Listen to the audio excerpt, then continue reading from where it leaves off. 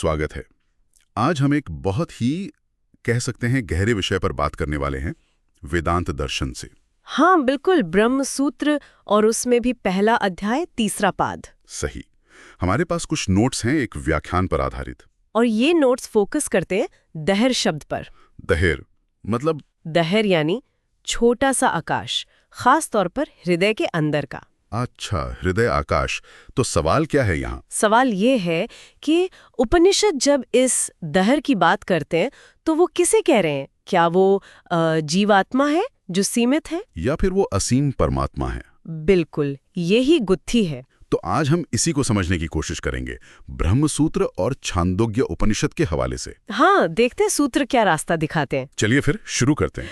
तो सबसे पहले सूत्र ये इशारा करते हैं कि दहर परमात्मा ही है। कैसे? मतलब क्या तर्क है? तर्क ये है कि दहर के बाद जो उसका वर्णन आता है ना, वो परमात्मा के गुणों से मिलता है। जैसे ये कहा गया है कि ये छोटा सा आकाश, मतलब दहर, स्वर्ग, पृथ्वी, सूरज, चांद, सबको अपने अंदर समेटे हुए है। हाँ, हृदय जैसी छोटी जगह में इतना सब कुछ। ये तो कमाल की बात है। हाँ, और ये सिर्फ एक पैसिव कंटेनर जैसा नहीं है। सूत्र कहते हैं ये प्रशासन है, सक्रिय शासक। प्रशासन मतलब कंट्रोल करने वाला, जो कर्मों का फल वगैरह देता है। एग्जैक्टली, वही। फिर इसके गुणों की बात होती है। अपहत पापमा। अपहत पापमा यानी जो पाप से बिल्कुल परे हो। हाँ, पूरी तरह पाप रहित। और भी गुण है, विजर, विमृत्यु, मतलब बुढ़ापे और मृत्यु से भी परे। ये गुण तो किसी सीमित जीव में तो नहीं हो सकते। सही पकड़ा, यही तर्क है। इसकी विशालता का भी जिक्र है। कहते हैं पृथ्वी से भी परे है और भूत, वर्तमान, भविष्य सब में फैला हुआ है। ठीक है, ये बात तो परमात्मा की तरफ इशारा करती है।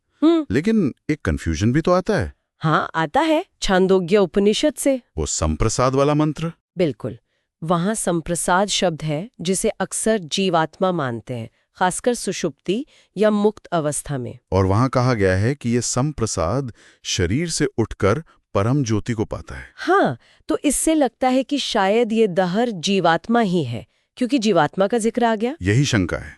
तो सूत्र इसका क्या जवाब देते हैं? सूत्र 1.3.18 में इसी को एड्रेस किया है।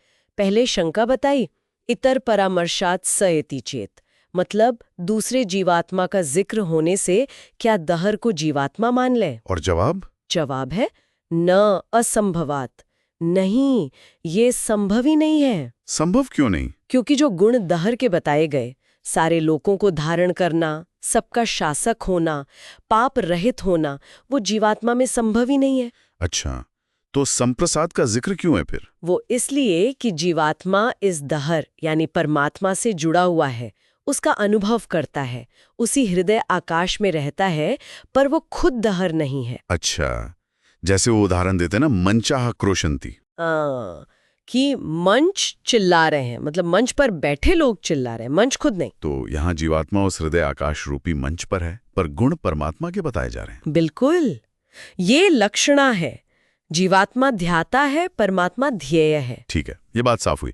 लेकिन एक और एंगल है शायद, वो प्रजापति और इंद्र वाला संवाद। हाँ, वो भी छंदोगे में ही है। एक और संभावित आपत्ति, उसमें तो आत्मा की जागृत, स्वप्न, सुषुप्ति अवस्थाओं की चर्चा है, और फिर मुक्त जीव अपने असली रूप में प्रकट होता है। सही।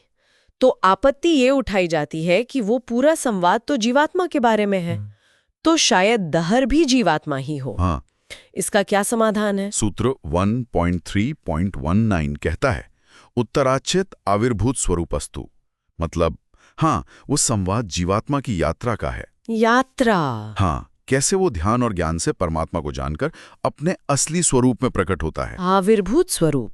अच्छा, तो वो जीवात्मा के प्रकट होने की बात है, परमात्मा के स्वरूप की नहीं। तीरस्य प्रियाप्रियः, मतलब कि जब तक शरीर है तब तक सुख दुख, पसंद नापसंद से पूरी तरह छुटकारा नहीं मिलता। हाँ, ये तो अनुभव की बात है। और अशरीरम वाव संतम न प्रियाप्रिय स्पृशतः, यानी जब आत्मा शरीर भाव से मुक्त होती है तभी सुख दुख उसे छूते नहीं। तो ये भी जीवात्मा की अवस्था हुई, परमात्मा की नहीं, जो हमेशा मुक्त है। बिल्कुल, परमात्मा तो नित्य मुक्त है। तो फिर इन सारे तर्कों को मिलाकर फाइनल निष्कर्ष क्या निकला? निष्कर्ष सीधा है।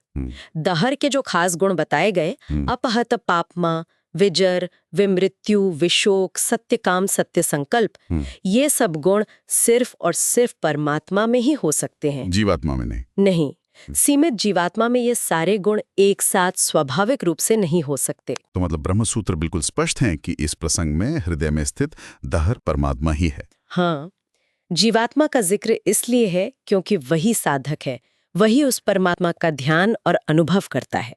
ये विश्लेषण दिखाता है कि वेदांत कैसे बहुत बारीकी से शब्दों, गुणों और संदर्भ को देखकर अर्थ तय करता है। सही कहा, सिर्फ शब्द पकड़कर नहीं, पूरे कॉन्टेक्स्ट को देखना पड़ता है। तो ये तो हुई सूत्रों की बात। अंत में श्रोताओं के लिए एक विचार छोड़ जाते हैं। जरूर। विचार ये है कि अगर वो असीम परमात्मा जो हर जगह है, वो हमारे हृदय जैसे इतने छोटे से स्थान में भी अनुभव किया जा सकता है, हाँ, तो इस एहसास का, इस अनुभव का हमारे रोजमर्रा के जीवन पर, हमारी सोच पर, हमारे व्यवहार पर क्या असर पड़ सकता है? ये सोचने वाली बात है। बहुत गहरा सवाल है।